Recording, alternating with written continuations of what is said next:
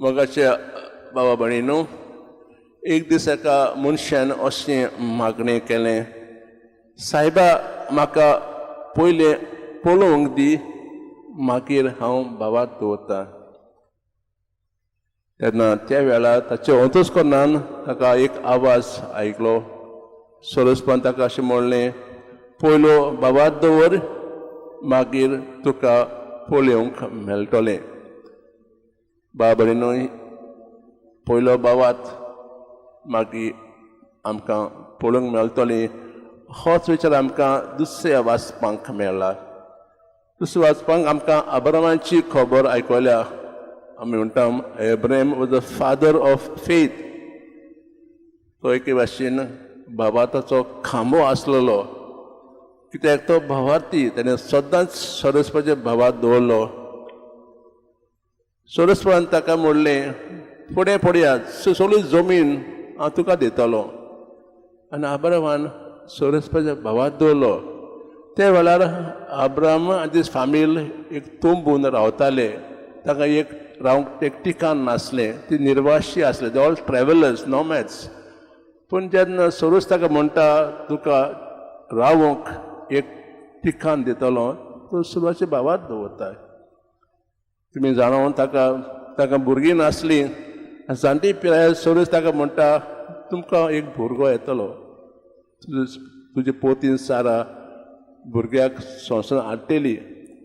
आनी अब्रामान सरस्वताचे भावार्थ दवरलो. जाणटी पिरायी सरस्वत आमकां एक भुरगो दितलो. असलो आसलो आमचो फुडारी अब्राहीम. तो पयलो भावार्थ दवरता आनी मागीर पळयता. असलो जावन आमचो भावार्थ. शिवता म्हणून आमी एक वपार आयकल्या. ती वपार एके भाशेन एक चाकराची. आनी ती वपार आमकां एक संदेश दिता, बी वॉचफूल अँड पर्सवियर. जागृत रावात आनी भियेनाकात, मागणें करीत रावात.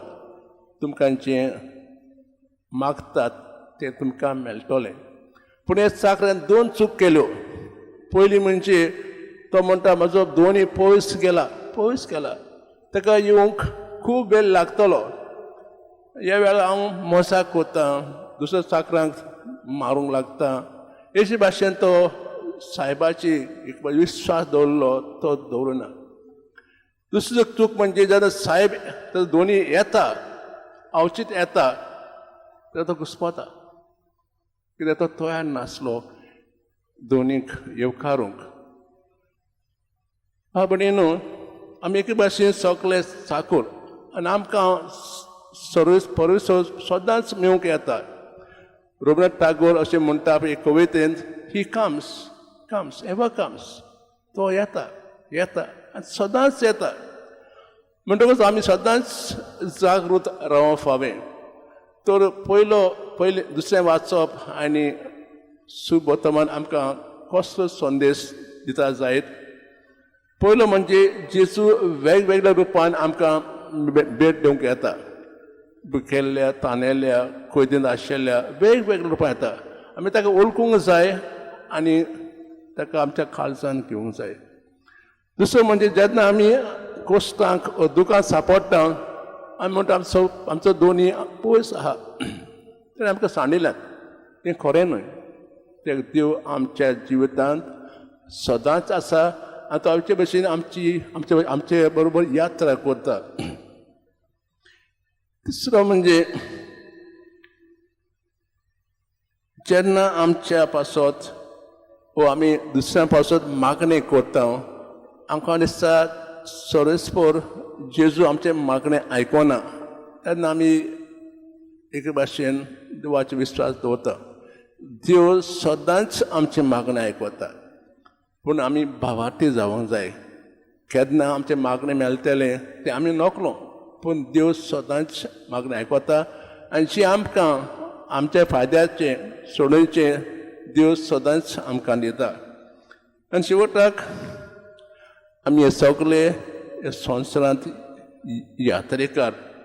आनी आमी आमची यात्रा केन्ना सोंपतली ती आमी नोकलो.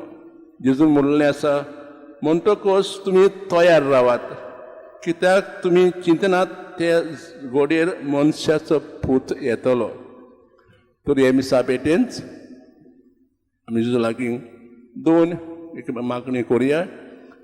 पयलो म्हणजे आमचो भवात घोट धरूंक, दुसरो म्हणजे सदांच आमी जागृत रावूंक.